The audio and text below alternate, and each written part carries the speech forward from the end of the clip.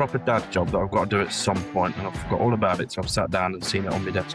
I'll probably get asked about it any time. Go on, How did Barbie get broken? I have no idea. It's cheap shit and made it from being a bargain. It also means that by not doing it that way, nobody will end up photocopying their arse on the photocopier.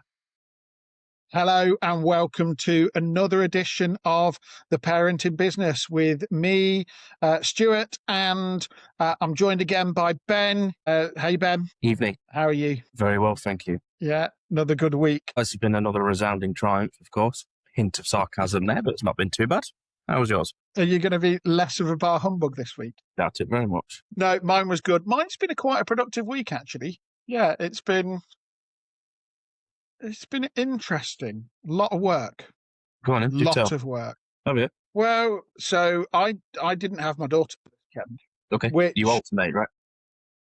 Yeah, I do. It's not nice. I'd much rather that, things hadn't gone the way they had, and I've got all time with my daughter. I've said it before, I don't single parents do it. Yeah, to an extent though, it kind of did give me the ability that this weekend I worked. So our guys don't work on a Friday because we do compressed hours Monday to Thursday. It gives them a nicer, longer weekend. But I worked Friday, Saturday and Sunday because we've got so much work on that I'm trying to push out before Christmas because I want 4 weeks worth of work done in 3 weeks. And if I can make that happen, that helps us have a better Christmas. So yeah, I spent a lot of time. Yeah. Because at the end of the day, I spent a lot of time in. You're still paying wages and rent and everything, and no one's in for a week, 10 days. So. That's it. And it's one of those things, I suppose, I'm kind of see the extra money, the extra possibility. And if I just do this, then if I do this extra time, we can get some extra money. And we can keep some customers happy. And a lot of our customers are very much, we'd love to have that stuff before Christmas. So, yeah, it's been a long weekend. I'm pretty shattered. Okay. In fact, actually, no, I'm not pretty shattered. I'm absolutely knackered. Yeah. But it was a run up from a good week. So, yeah. How about you? How was your weekend and your last week? Trying to think back. It was a long time ago, wasn't it? Yesterday. The usual dance class, that was fun. Both twins took part in at least half of it this time, so that was nice. Swimming was cancelled. The lady who does it was poorly again, which not nice. I saw a bit of family. I think we even did a bit of Christmas shopping. Oh, that's right. Went to see Santa Claus yesterday at Mansfield. Went to the elevator in the North Pole, which is basically put inside this little box with a load of visual graphics around 3 sides, and you're pretending that you're shooting off to the North Pole. So that was quite cool. So we met Santa a few times.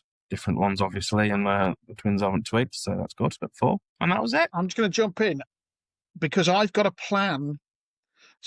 I've got a plan to see a Santa Claus next weekend when I've got my daughter, and I've not looked at which one to go to yet. Tell me about the one that you went to. That was really good. Really good. I was almost envious of the business model to a degree, but you have to book. You can't just turn up, and I think it was £8, and it's 4 Seasons in Mansfield shopping centre. Okay. So I rocked up there a few minutes early, got in the it's your turn next sort of thing. Well, I've said it. You press the bell for the lift to come, and some sound effects come in, like the TARDIS is landing or something. And you'll step inside this little box. 3 sides of it is video screens. So it starts snowing and it looked like you're taking off, and off you trot to the North Pole. You see all the scenery and Santa's train coming in and all that kind of thing. So, yeah, it was good. And then when you get to the other end, bing bong, the doors open and there's Santa's elf take you into the little grotto. Yeah, good friendly Santa. You've got a cheapo present which broke in the car on the way home. Come out, do you want to buy come out saying, do you want to buy the picture we're taking? At the end of the day, we got value for money out of it, I suppose. I had a good experience, little toy at the end. And you come out, there's an elf there. You want to give us an extra tenner for the nice picture we've took? You say, no, not really. And then you look at it and think, actually, that's quite a nice one. And you part with another bloody tenner. So, yeah, it was good. I'd recommend that. Really recommend that. I'll see if Laura will send you a link. That sounds good, actually. I didn't book it, did I? I ain't got a bloody clue what it's called. But if you Google it, it will be there. Yeah. So I've been looking the last few days for what we can do because we need to go and see a Santa this weekend. And I was shocked at the price of some of them. Some of them are just, I think I saw one in Nottingham. It was £18 for children. Yeah. And then you had to pay another £8 for an adult. Yeah. Wow. Okay. And I was thinking, hold on. Yeah. Well, Laura saw it at Garden Centre at 30 quid. It's mental. He's in the doorway at Tesco. Just go and say hello in Tesco for free.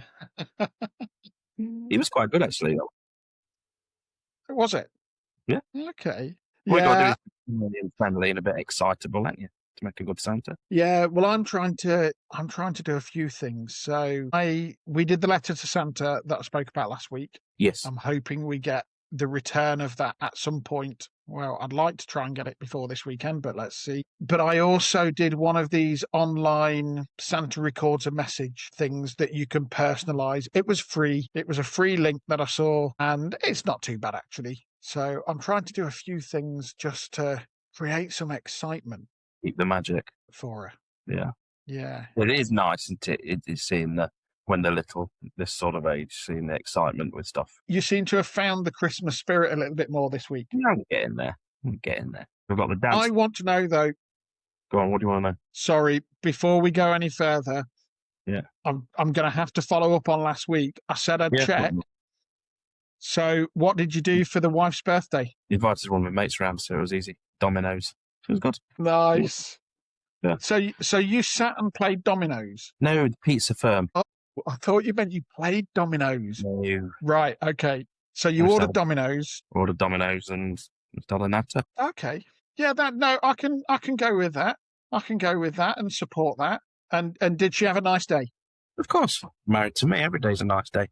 I'm going to be a little bit out of focus for a sec, just prove that men can multitask and try and fix Barbie's leg while we do this. Carry on. Is that a proper dad job? It's a proper dad job that I've got to do at some point, and I forgot all about it, so I've sat down and seen it on my desk.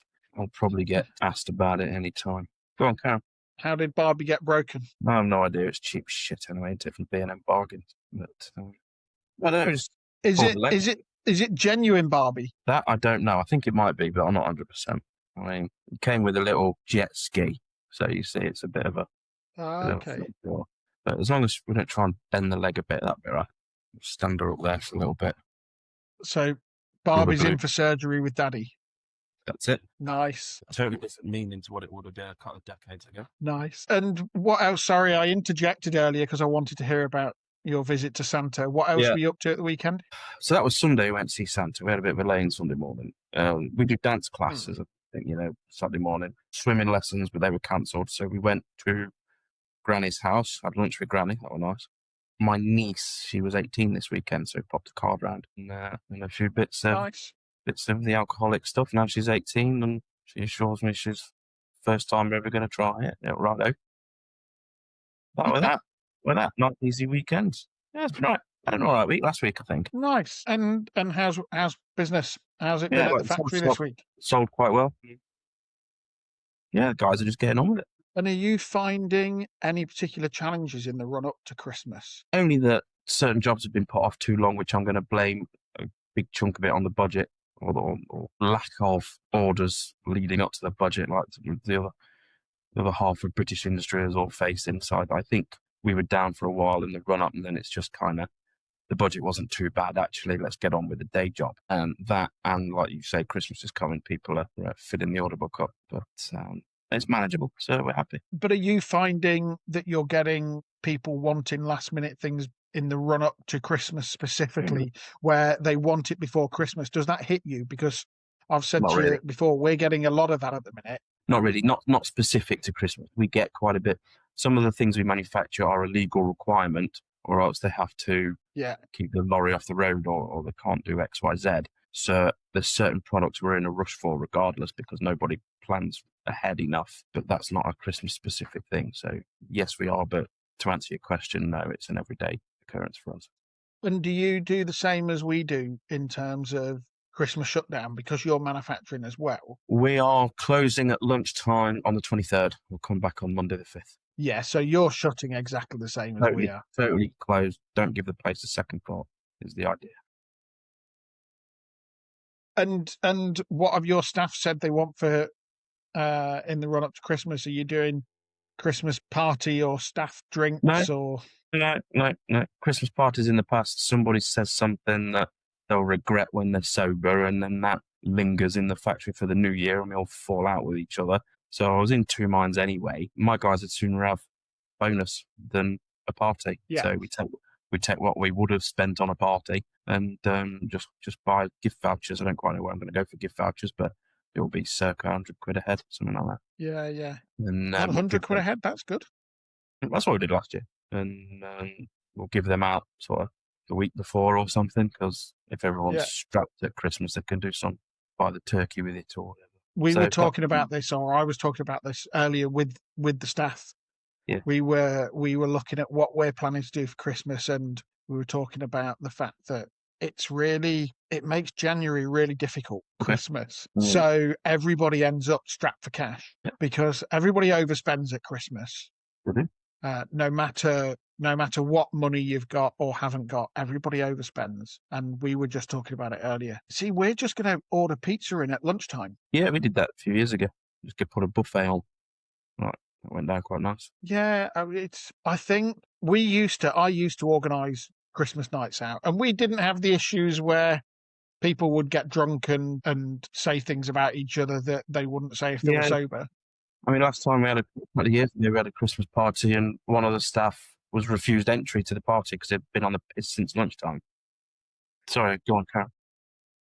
No, that's okay. That's quite funny. You see, we've never had that. I've never had that. A Christmas party in my company, don't get me wrong, when I was younger, Christmas parties were pretty wild when I was working in London and places like that.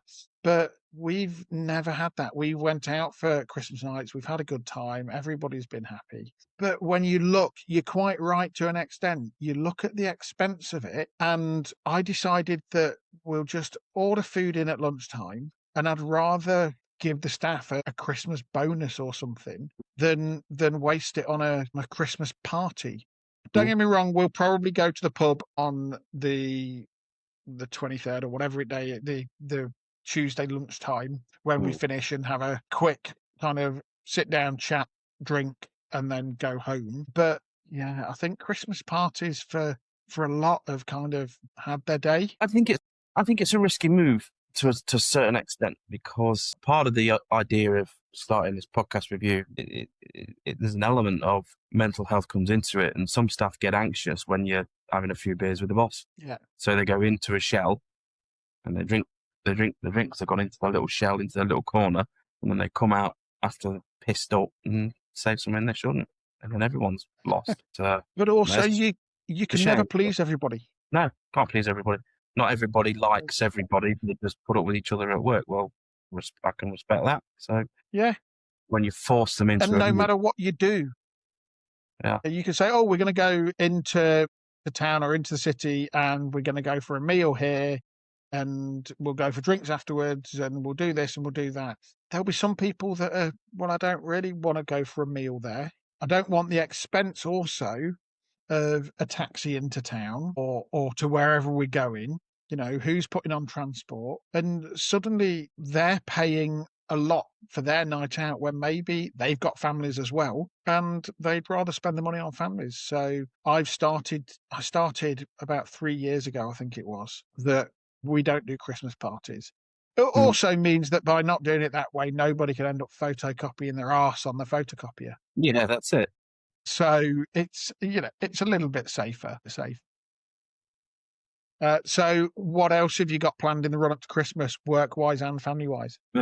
Figure out what I'm getting my wife for Christmas, but I normally leave that quite last minute anyway. There's a little bit of jobbing for the kids, get them stocking fills. And then we're about there with our Christmas shopping, actually. In fact, tomorrow we're getting portraits done professionally of the kids. So I'm hoping my mother doesn't listen to this anyway. I think she might at some point, but I'll just spoil her Christmas present if she does.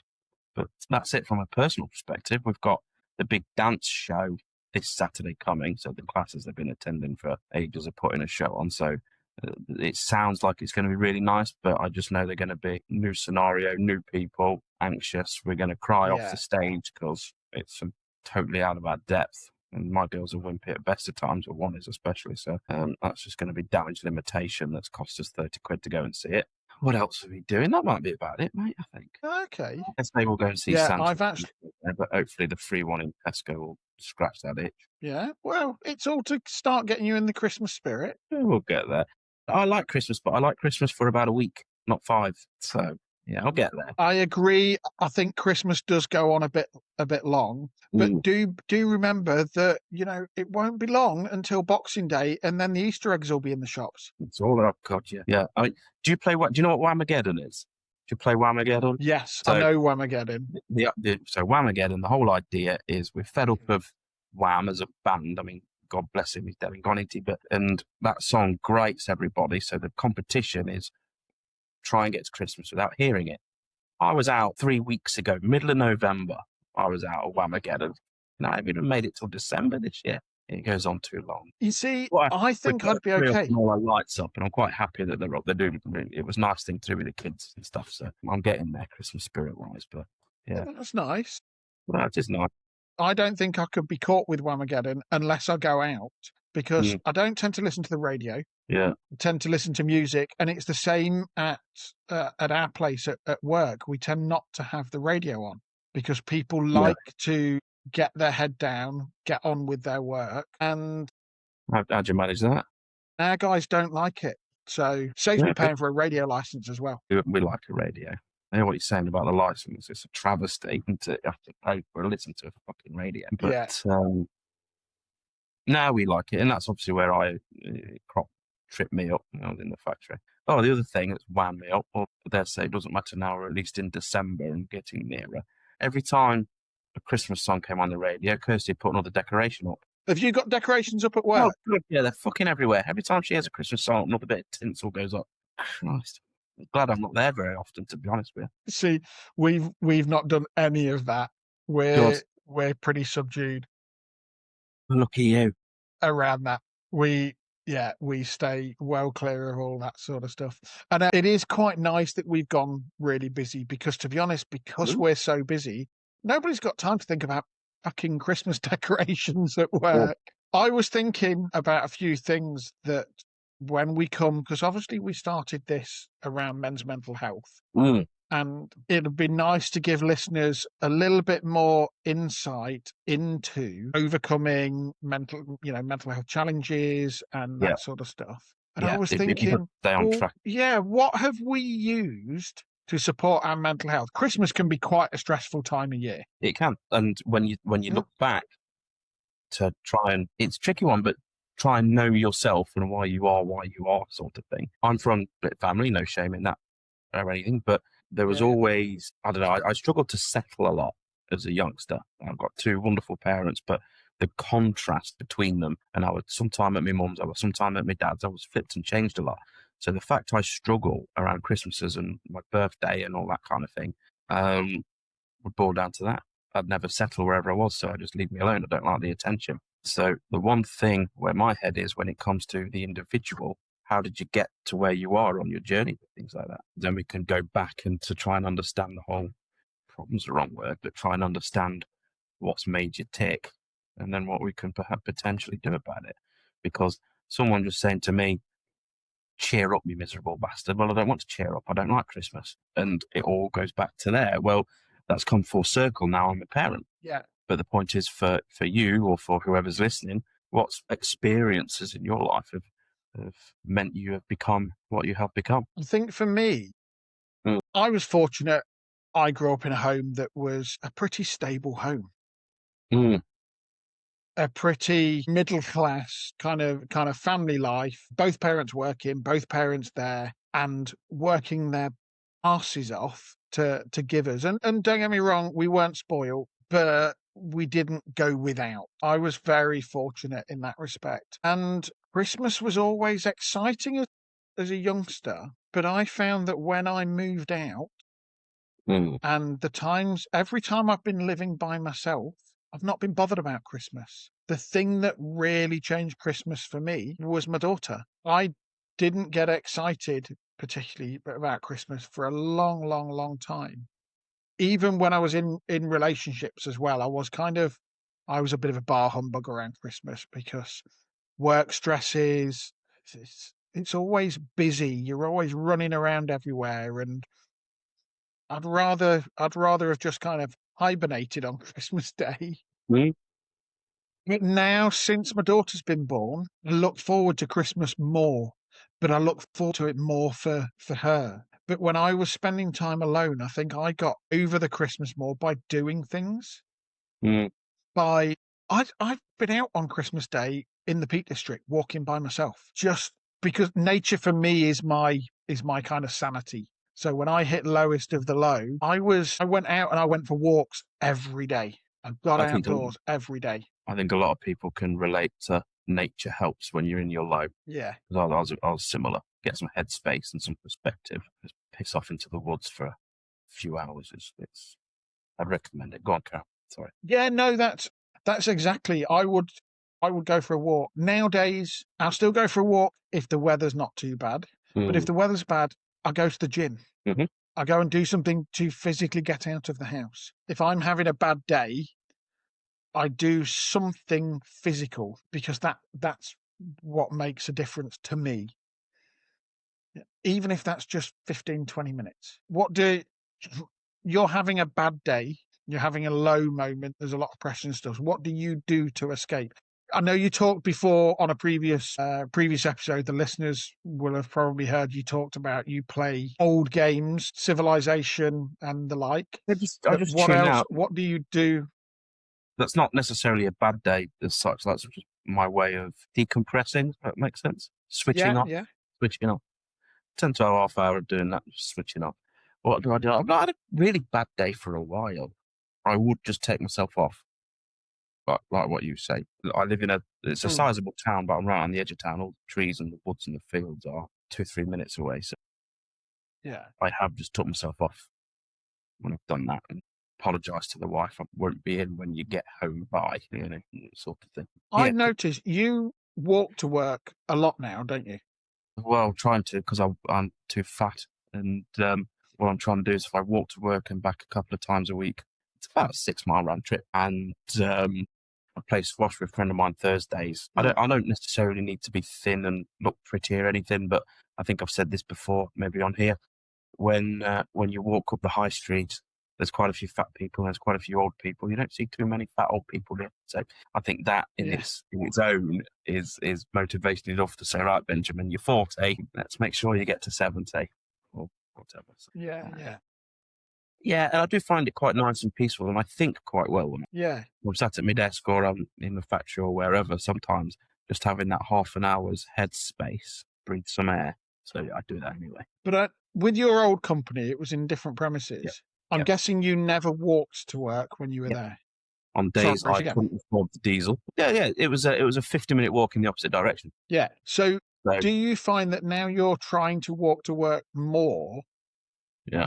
Do you think your mental health is better because of it? No, but it helps. I think my mental health is better because I don't have the pressures I used to have. Yeah, I get that. But do you think that, because you said you've not really been feeling, you've not had the low points. Not for recently. a while, not for a couple of years, 18 months, whatever it is. Yeah. Has walking helped you avoid low points when you've been having a bad day? Potentially, because I can plan better. If I've got to, so the art of strategy, as much as anything, is choosing what not to do. And when there's 2 or 3 options, I tend to find that's helpful. So I avoid more pitfalls than I used to. Yeah. Yeah, I prefer it. I get a bit of headspace. I'm trying to think, you put me on the spot. I'm trying to think when my actual last bad day was. And I think a big part of it is when you've been staring down the barrel of bankruptcy, it takes a lot to have a bad day now. Do you know what I mean? Yeah, I can relate to that. Because you think, what's important in life? Well, I'm married with a few kids, and so the health of the family is number one. What else really, really matters? Well, we need to try and enjoy life a bit and keep stability of the family finances. And I might lose a bit on the markets when the markets are down, but my house isn't going anywhere. Whereas a couple of years ago, I thought there was a chance. So when you put it into like that, I've not had a bad day. I'll tell you when my last bad day was. My proper last bad day is when you've got a child in hospital and the doctor's not quite too sure which way it's going to go. Okay. That's a bad day. My Yeah. grandparents have died in hospital in the last few years. That was a bad day. Rest of it, just learning experiences. Yeah, yeah. And that's the Yeah, main that's thing fair that's enough. changing me, my perspective. If I go back a couple of years, a bad day at work would be a machine breakdown, a crap week of sales, people chasing you for money left, right, and centre you've not got. That's a stressful time. And you class all that as a bad day, you really can. But when you've been through that and you come out the other side, honestly, what is a bad day? Yeah. Health related, family's health related. That's a bad day. What else is a bad day?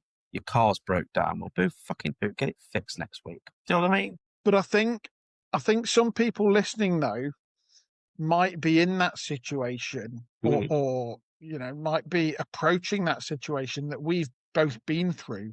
And you've just said that whole thing of my car's broken down, fuck it, get it fixed next week. Well, we've been in that situation where you can't get it fixed next week because you've not got the money to. Well, you asked me if I walked to work, and yes, I did a couple of years ago for exactly that reason. Struggled mechanically, couldn't afford the diesel or whatever. Yeah. But you got through it. Of course you did. So at those points, what did you do anything to get through it? Or in hindsight, if you didn't, what do you think you could have done? What would have helped? Strategy planned with a mentor. Okay. Yeah. Business coach. Too late. I gave myself an extra 6 months, maybe more, of really struggling my arse off, turning a business around. And it was improving. If I'd have done that a year previous, probably wouldn't have got myself in trouble. Okay. So yeah, strategy plan with a mentor. Someone to mark your homework, because when you work in your business all day, you don't very often work on it. You don't see the wood for the trees a lot of the time. So getting that outside person, preferably somebody in a similar industry, just to mark your homework and, you've not thought about this and you've forgot that, and cheer you on a little bit. I think that accountability. Accountability is important. But the main game changers for me has been the strategy planning of working on your business, not in it. See, and I've got a business coach. My business coach is good in many ways, and people are different, have different views of different business coaches and so on and so forth. But I've been through times where my business coach, I've used more as somebody just to counsel me and talk about all my troubles than a business coach, than what people would class as a business coach. And I think in that situation, having somebody to talk to that potentially understands what you're going through, that maybe has either been in that situation or has seen and known people in the same situation or similar situation. Because talking to a mate down the pub who's got no idea actually what it's like to own a business, what it's like to have the pressures of family, they can say what they want, but you can't relate to it because they've not been there. And I think that makes a difference. With me saying about the strategy plan, and the little nugget you've just added is the network. Yeah. Doesn't have to be a coach as such. Join your local networking groups, because some of them, there's some real experiences in there. You've got to be brave and open up. You've got to open up. If you don't open up, you're not going to get anywhere. Join some of these networking groups. I mean, this, I think the manufacturers network's therapy. That's why I go. Yes. Everybody's in there. Everybody in there is a manufacturer. Everybody in there has a wide range of experiences. Don't matter what I'm going through. Someone in that little group, 650 members or whatever, has been through what I'm about to go through. I think you've got to find that, whatever industry you're in, wherever you are in the country. I think you've got to find that, or try to. And I think that's something that's interesting, actually, because I didn't know about the manufacturing network. And just to give listeners a little bit of an idea of what it is. So the manufacturing network is run by the Chamber of Commerce. It's completely free. You don't have to be a member of the Chamber to join the manufacturing network. It's specifically set up for businesses in manufacturing within the East Midlands. I'm sure there will be other networks set up for other sectors with the Chamber of Commerce. How did you come across the manufacturing network and get involved with it, though? Because it was you that introduced the network to me. And I must admit, I found it quite useful for the same reasons that you said. Yeah, it's therapy. Every now and then you might meet another firm and collaborate on projects, but there's people talking about real life issues that you've been through. Wherever you are in the country or whatever your sector, join some of these networking events. Your question was, how did I come across it? Yeah. I saw an online advert. I can't remember if it was LinkedIn or Facebook or I might have been going on the Chamber of Commerce website for something completely different, and that popped up. I forget now. About 3-4 years ago. It's been going a while. Okay. And you just reached out to them? Basically, can I come along? And they said, anyone's welcome as long as you live in the region and make something. That's it. Your business has to make something. Apart from that. And I think there is so many free networks out there Mm. that I get contacted left, right, and centre by organisations. Oh, come and join our network. Come and do this. It's just £300 a month or whatever it is, some ridiculous fee. And you're thinking, well, what am I going to actually get out of it? You're literally just charging me to go and have breakfast with a few other people. Yeah. Whereas I must admit, I found the Chamber of Commerce one completely free. I know there's other organisations designed to support British business that are free and organise various different network FSP events. do quite a few, don't they? Yeah. So I would absolutely.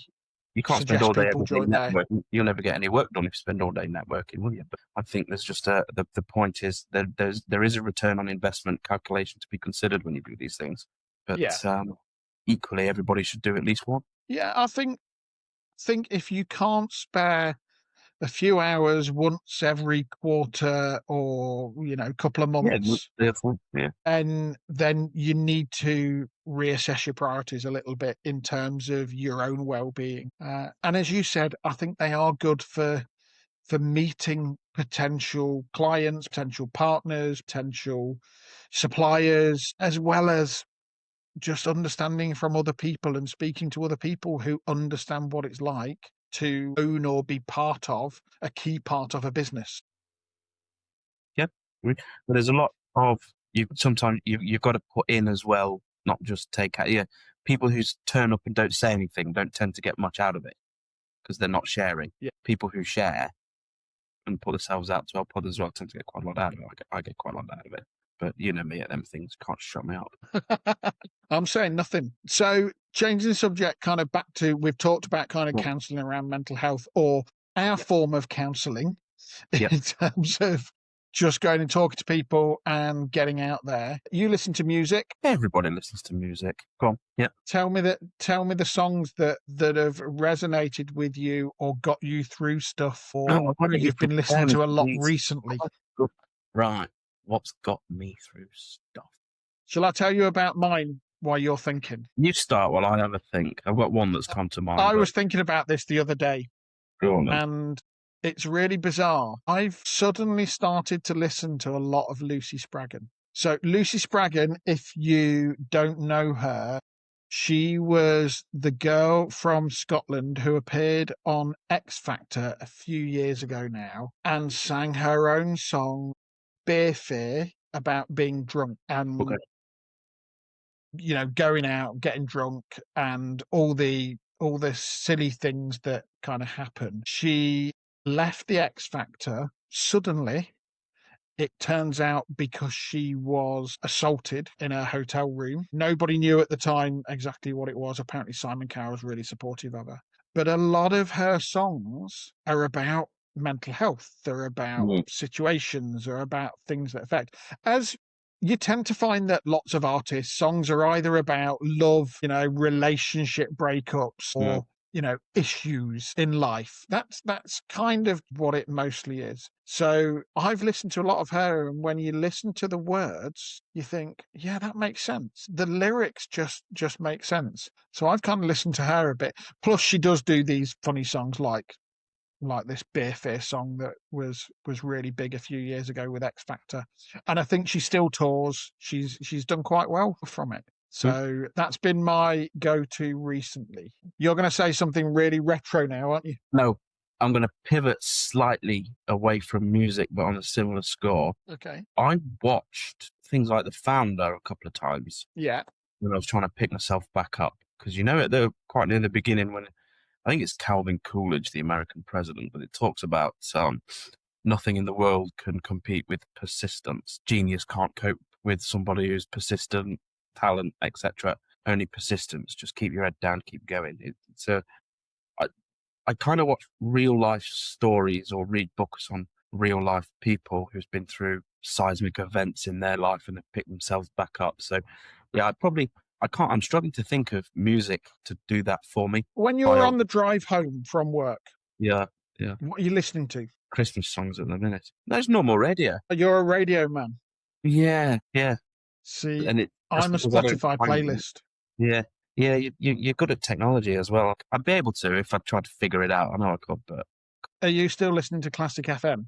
I believe it's a mixture of, what did Gem 106 change into? Greatest Hits Radio with Ken Bruce doing pop. Okay, I like Popmaster, Ken Bruce.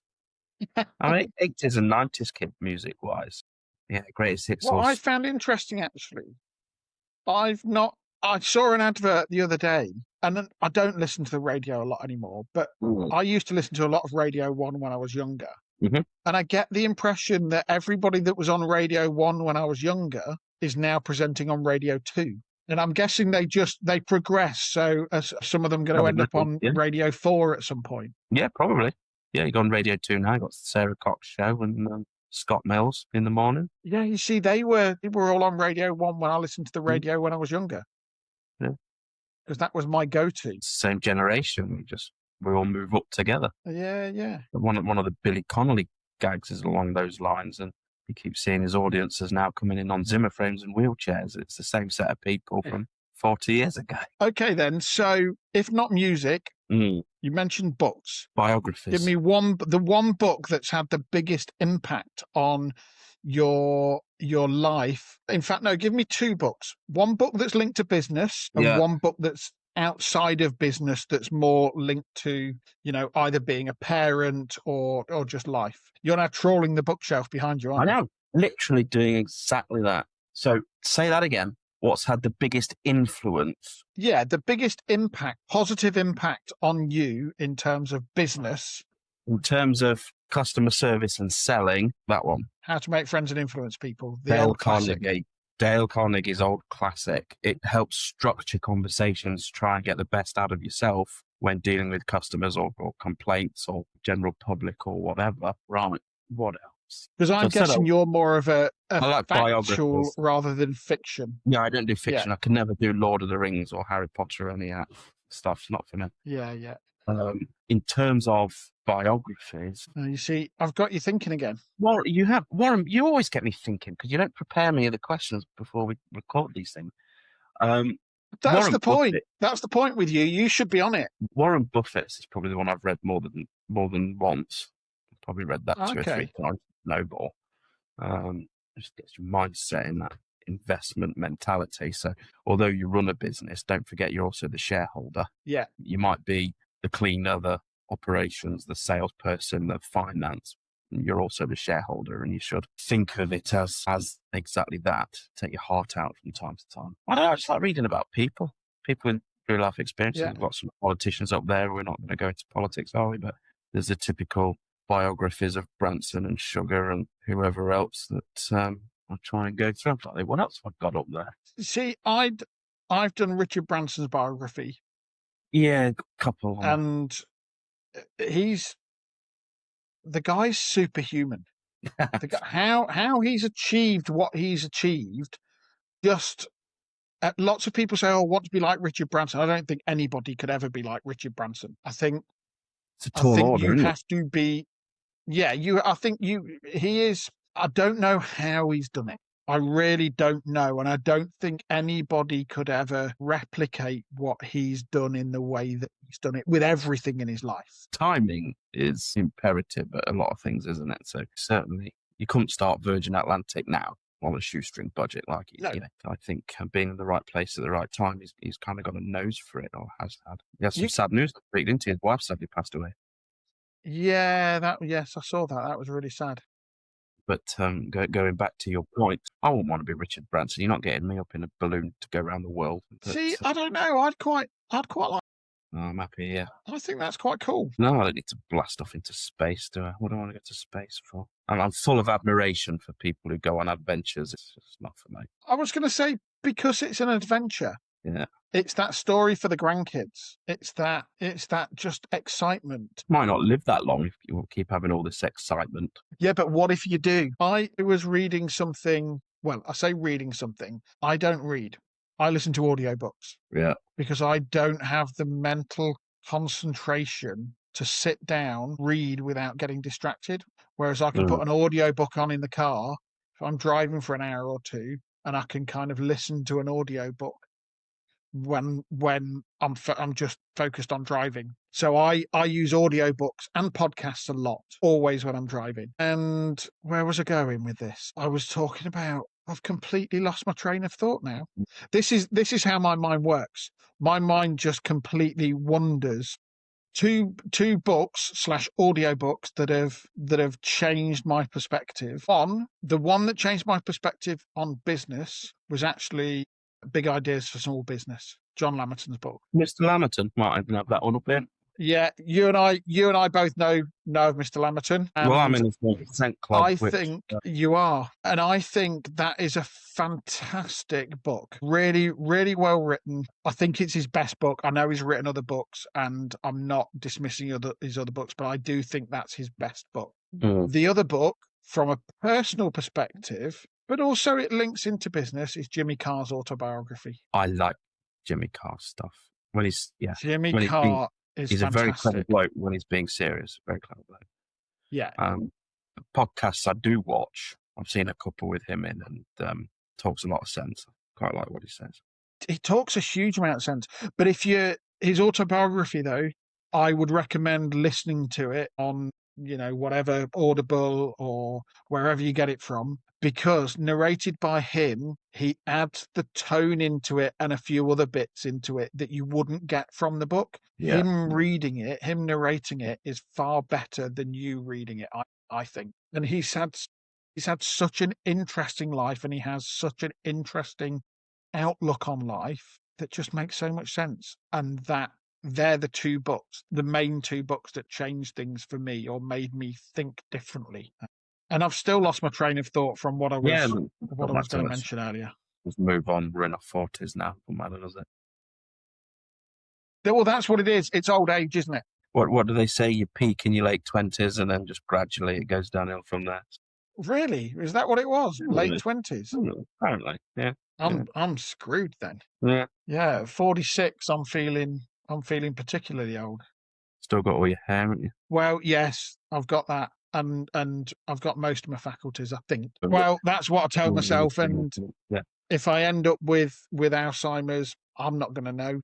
No, yes, it's one way of looking at it. Yeah, I think I meant to say earlier, you said that you've got the dance show for the girls this week. I've got my first ever Christmas school performance that I'm going to watch tomorrow. Okay. So what's she doing? I think my daughter's nativity. Very excited. I don't think it's a nativity. I think nativities I don't know if schools are still doing it with the whole kind of PC woke stuff of, multi-faith and so on and so forth. And I've not got an issue with that. I don't think it is, I'm not particularly religious. Therefore, whether there's a nativity or not doesn't particularly bother me. And my daughter does go to a school that is very, very culturally diverse, which I quite like. So I think it's just called the Christmas performance. And I know that she's singing, and I don't know what else. And the only reason I know that she's singing is because a week or so ago she was singing all the songs and practicing all the songs that she's going to be singing, or some of them, I think. So I've got that excitement to look forward to for an hour and a half tomorrow. So we shall see how that goes, and no doubt I'll be able to tell you about it next week a little bit more, and we'll see. I think they're having to put on a few performances as well. I don't know whether it's just her age group or whether it's the whole school or how it works. It's only a small school, so we'll see. So I've got that to look forward to. That sounds nice. Yeah. Have you got Christmas shopping plans as well? No, married. Don't need to. If I don't live, what being married means? Yeah. No, I've just not really thought about it yet. We're hosting this year, but it'll be we finish work at lunchtime on the 23rd, and we'll go around with the shopping trolleys in that afternoon, I should think. I've heard you can get a lot of good Christmas presents in petrol stations now. Yes, it might have to be. What's that? Here, dearest, here's an air freshener for your car. Yeah, not trying to say you smell or anything, but That does remind me of I seem to remember a Friends episode. Yeah. One of them got a ribbed Kringle, didn't they? Yeah, that's it. They were ribbed for her pleasure. Her pleasure. That's right.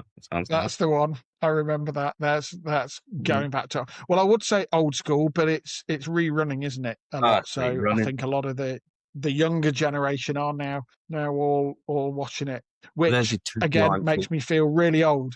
Right. Yeah. What, ribbed for her pleasure? For your pleasure. Yeah. Yeah, might have to use that one. I think so. Anyhow, I think we are now just babbling on. Oh, we've been babbling on since. So I think that's time to call it an episode. And enjoy tomorrow. And start to wind up. Yes. And so that we are going to call that a day. If you want to support us, please make sure you click to follow us on Spotify or whatever other platform you listen to us on.